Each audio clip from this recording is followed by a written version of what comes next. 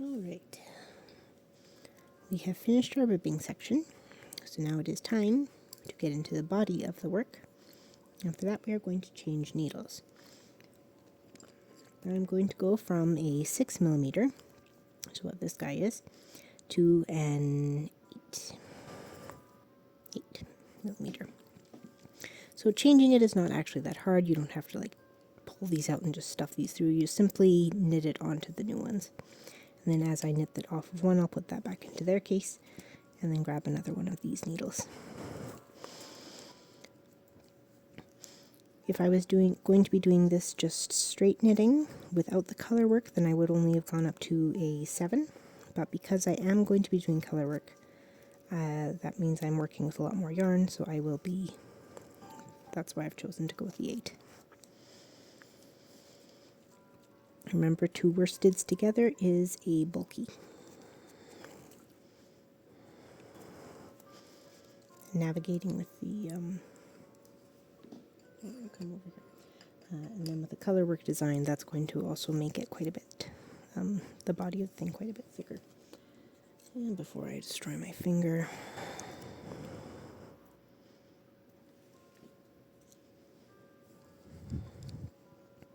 don't get into the habit of pushing the needle with your finger. It's not actually very good for your finger. It's probably not that good for the needle either, but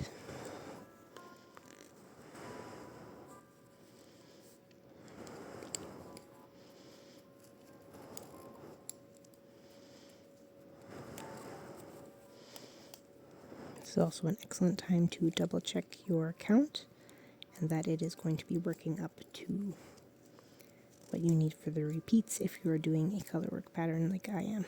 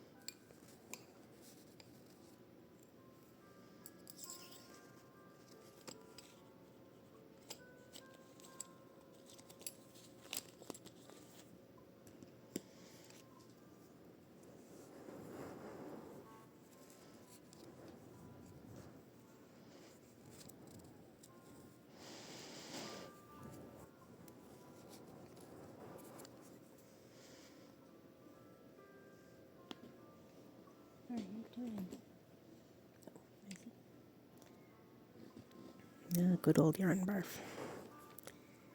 That's why I prefer to use the outside pull, which doesn't make sense to anyone here that hasn't worked with yarn. In most skeins in North America, though this is not universal, you often have an inner pull, which comes from the middle of the yarn. Do I have a little skein around here that I could show you? Yes. Just as a quick demonstration. So this is the inside pull. This yarn will come from the middle. Now the problem with this is that this has a habit of pulling out a massive section of the inside of the skein of yarn, which we call, as fiber workers, crocheters and knitters, yarn barf. I prefer to use the outside pull. So that's located here, and that pulls from the outside. So I like to use a yarn spinner, which basically holds it in one place. Here's a yarn spinner spindle. So it goes through the center, and you see I have a pull off the outside, and then it hangs from a magnet and spins.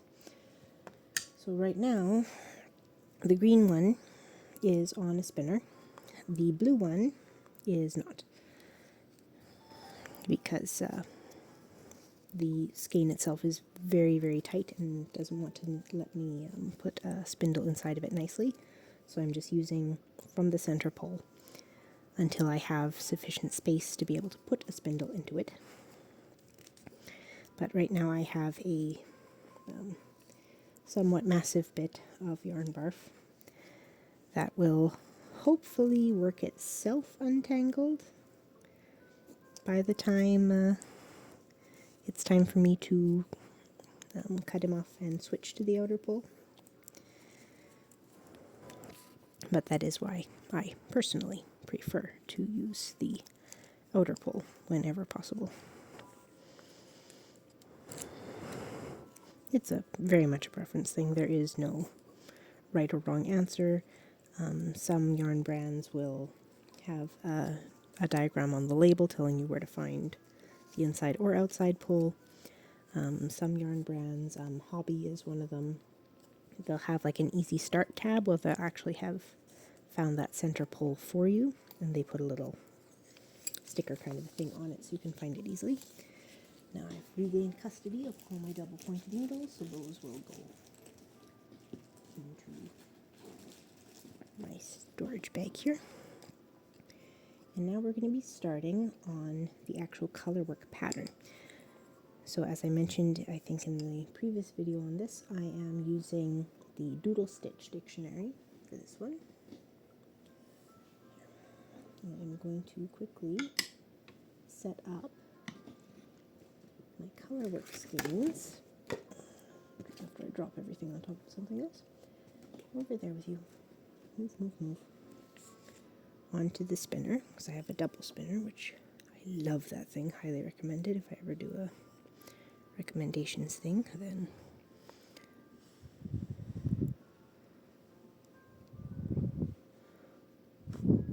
there he is.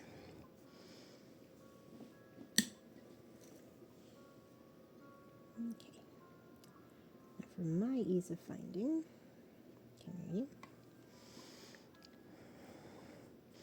I'm going to just tie these ends together at the end just so they don't get lost.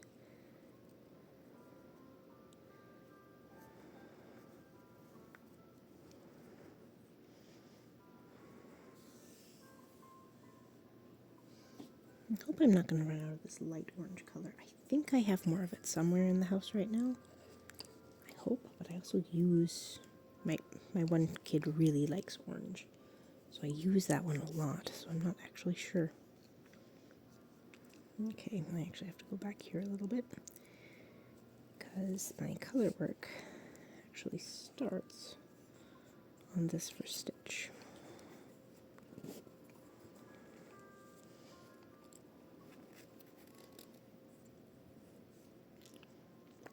So I'm going to give myself a good 6 to 8 inches of tail, because I will be using that to sew it in after the fact.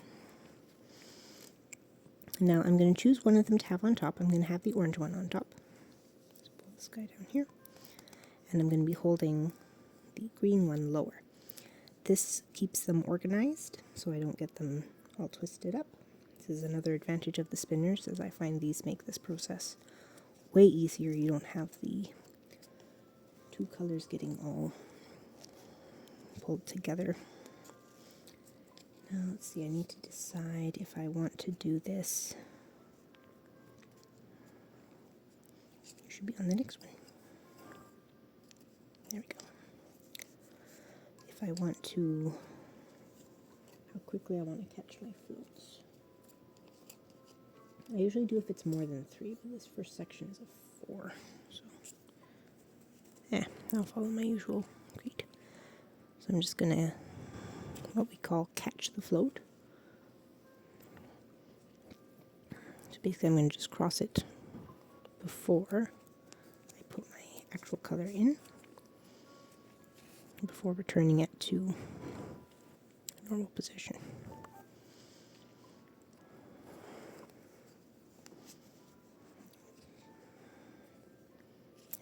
That's 4. Orange color.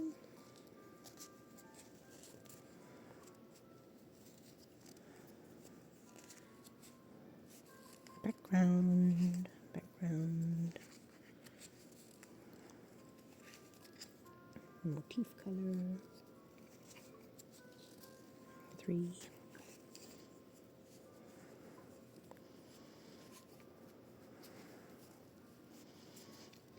It's not uncommon actually and this is partially why I'm using the 8 in color work, to actually go up a needle size from, if it's just a single designation in the pattern.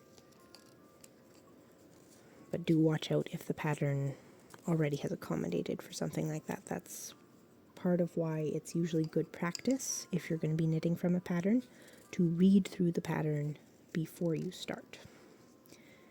Because if someone has just written it plain and lets you do any modifications on your own, then you need to make the modifications. If someone kind of takes those modifications as being best practice, then they may have already incorporated them, in which case you don't need to incorporate them. 2, 3.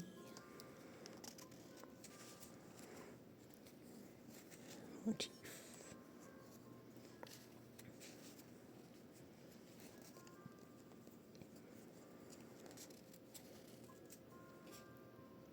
This is one way for me to, I've got 3 different motifs marked out in the book. This is one way for me to use up a whole bunch of little random stationary book flag things. Which beat is the, let's start.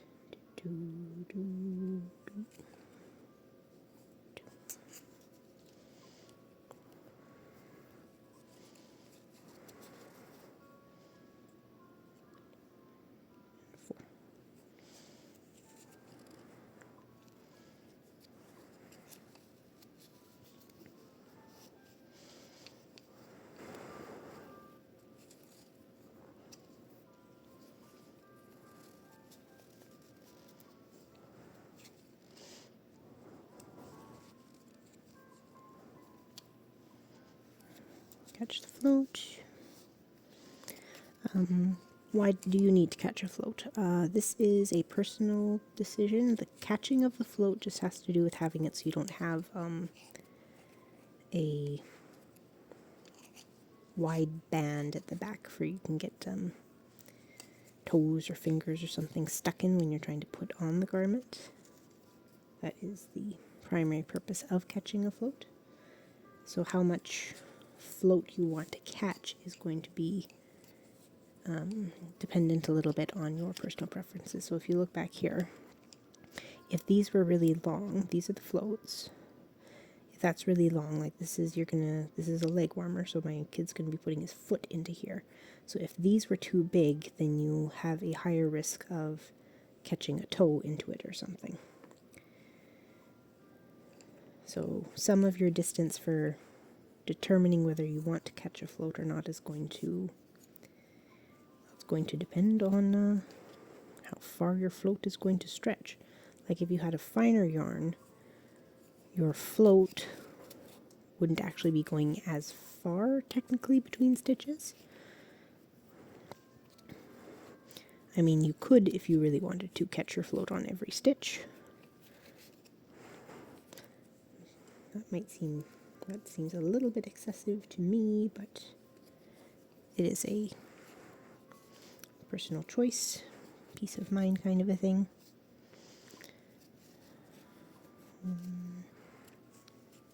Like I've got some points later on in this pattern where I'll have a full 10 stitches of the background color together before the motif color comes into play. So for those, that is an absolute need to catch floats in that kind of a situation. So with the size of the motif that I am working with, and my stitch count for going around here, I am doing this motif twice.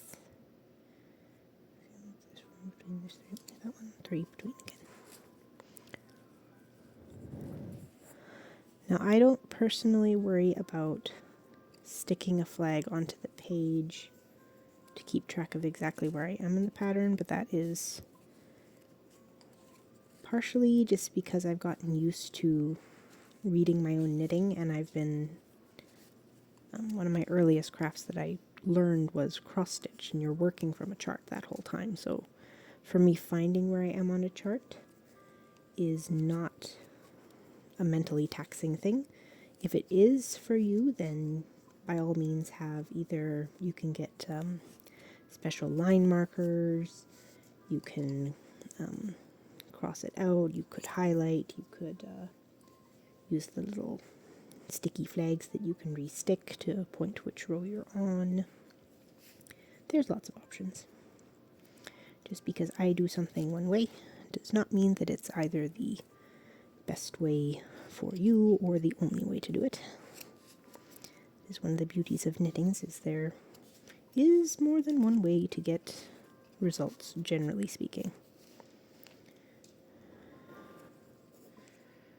3, then 2.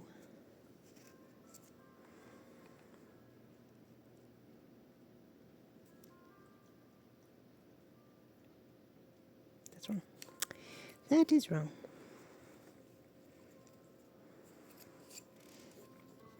Me getting too distracted and going ahead in the pattern.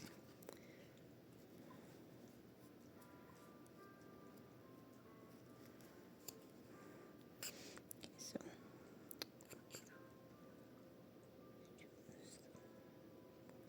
here at the start of the repeat, that goes to there.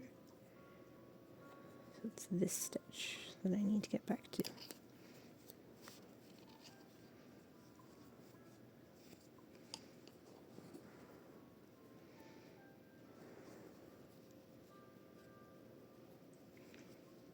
I knew something was off. Honestly, this is something that if I hadn't caught it then, I may or may not go back to fix.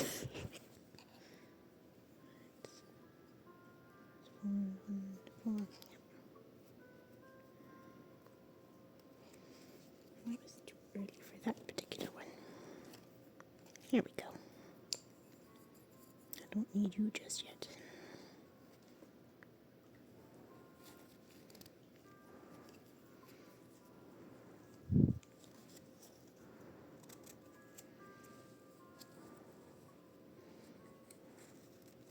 Now we do 3 background.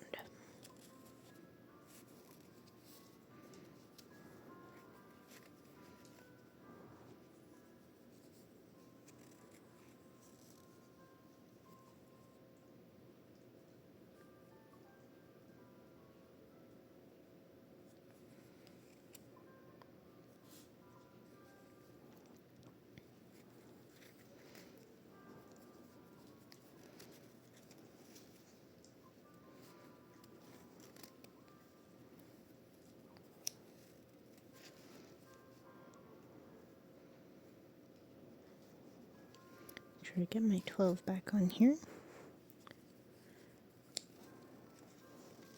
Not that these are actually too crammed. If I had 13 on one and 11 on another, it wouldn't make that big of a deal, but yeah, it's nice to have them even.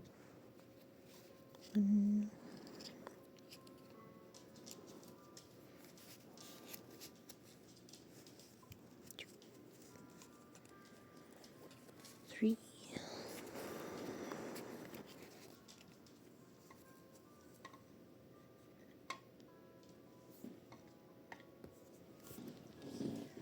Sorry. What are you catching on here?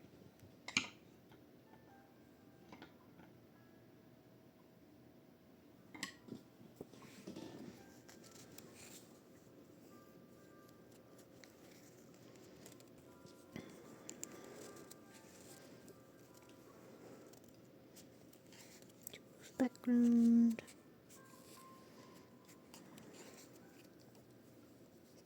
Motif. And then 4 of background.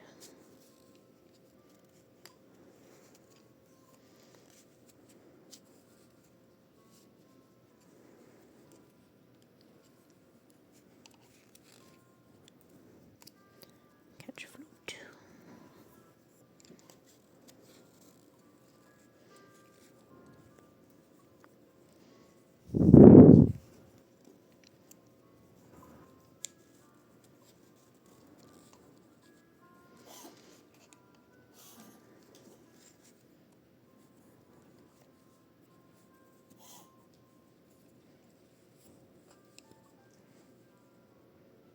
Note that you cannot actually see the float from the front, because there is a catch there, but you don't see it.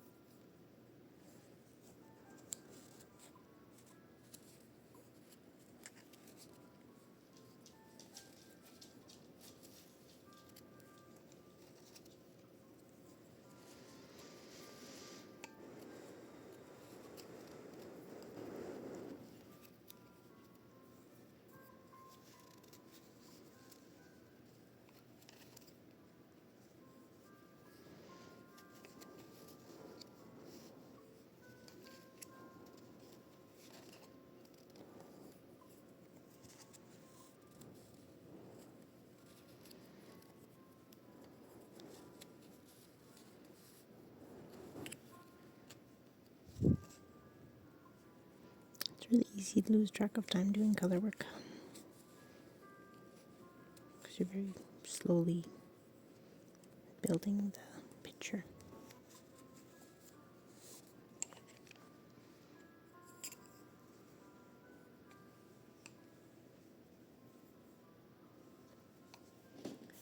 Look at your unburf fall off again. Yes, it did.